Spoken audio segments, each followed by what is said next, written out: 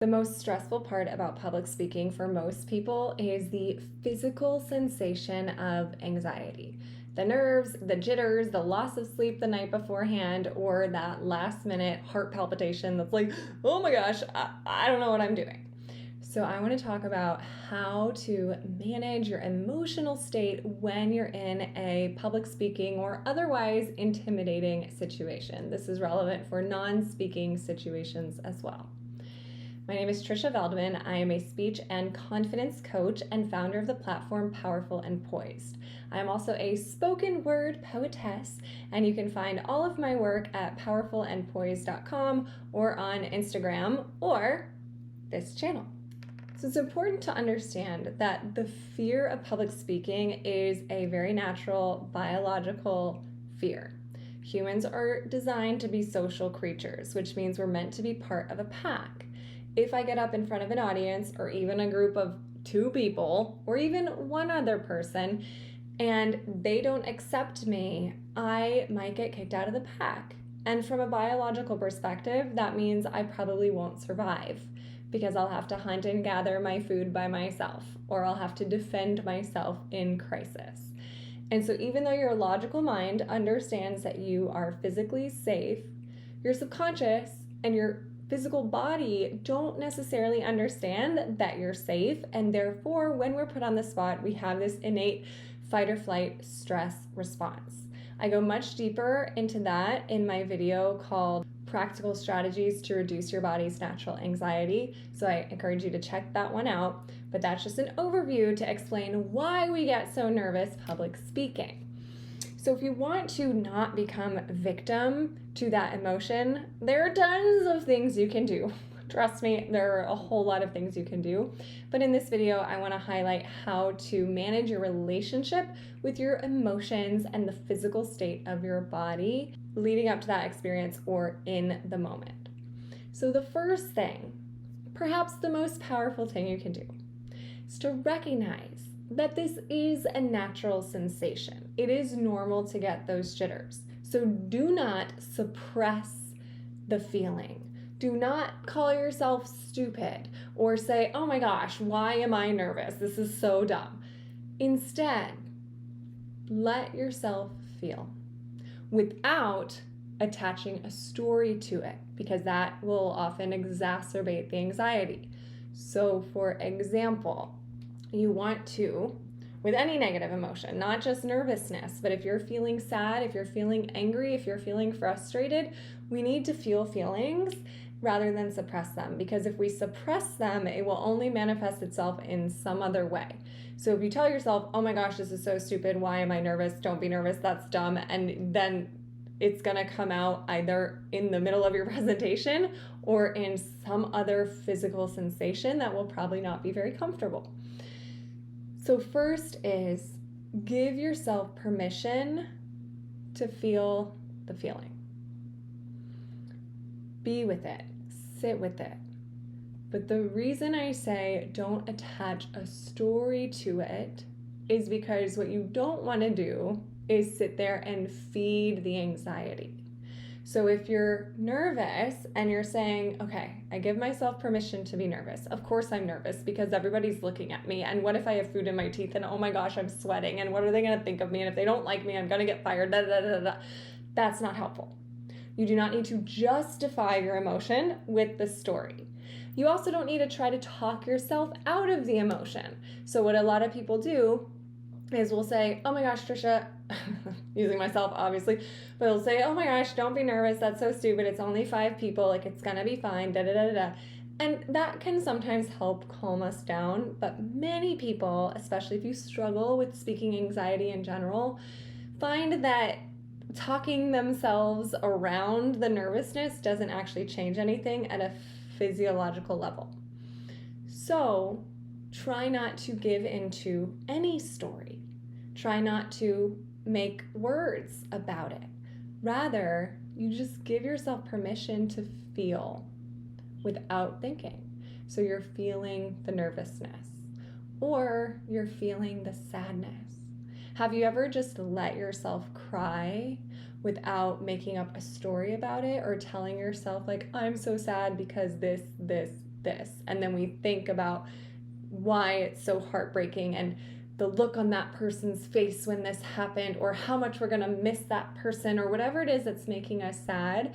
We exacerbate that emotion by feeding it with stories or even images, which sometimes they're just going to pop up. So I'm not saying to try to control this so hard, but rather it's to release the grip and let yourself simply feel without trying to assign a story to it. Same is true with nervousness. Let yourself just feel the jitters. Be with your body.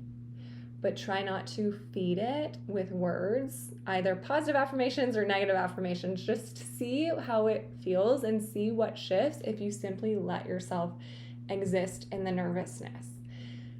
Then you're going to try to not really pay attention to it. Let it be there. Let yourself be nervous, and then focus on all of the other bajillion things that you can control or that will distract you from thinking about the nervousness. So, for example, when I go up to do a poem at open mic, which I do often, I perform spoken word, and sometimes I'll get nervous when I know my turn is next. And so I've made it a very active practice that whenever my turn is coming up, I do not try to replay my poem in my head anymore like I used to, but I focus very intently on the speaker before me. What are they saying? Because that just serves as a distraction to keep me from thinking about my own body and my own physical sensations. Then you can also think about what you can control, not what you can't.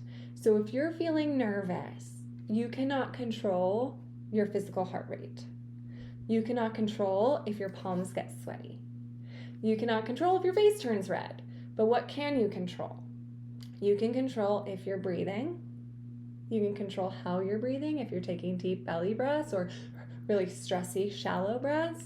You can control if you're speaking really quickly or if you're slowing down. Because if you start slowing down, you're actually going to trick your body into thinking that you are more calm. Even if your heart is going a mile a minute, if you start slowing down the rate of your speech, your body's going to pick up signals that say, oh, I must be safe here. I must be pretty calm, cool, collected, because I wouldn't be speaking that slowly if I weren't safe. This is a way to break the anxiety loop, is to focus on something like the rate of speech. You can control your posture. You can control your facial expressions. So if you're super duper nervous, but you allow yourself to smile, a lot of that nervous energy will start channeling itself into excitement. This is my favorite hack. When I'm super nervous, I mega grin because I'm like, oh, I'm so excited to be here. But sometimes telling myself, oh, I'm so excited to be here doesn't work because it's kind of a lie because I'm actually really nervous. But physically smiling without the story attached to it, the smiling calms me down. And it puts me in a more energized, positive state than feeding the narrative that, oh my gosh, I'm so nervous. So you let yourself have permission to be nervous. Then you focus on what you can do. You don't focus on your body. You don't sit there and try to calm yourself down. You can take deep breaths and calm yourself down, but sometimes what I've noticed personally is I'll focus on my breathing.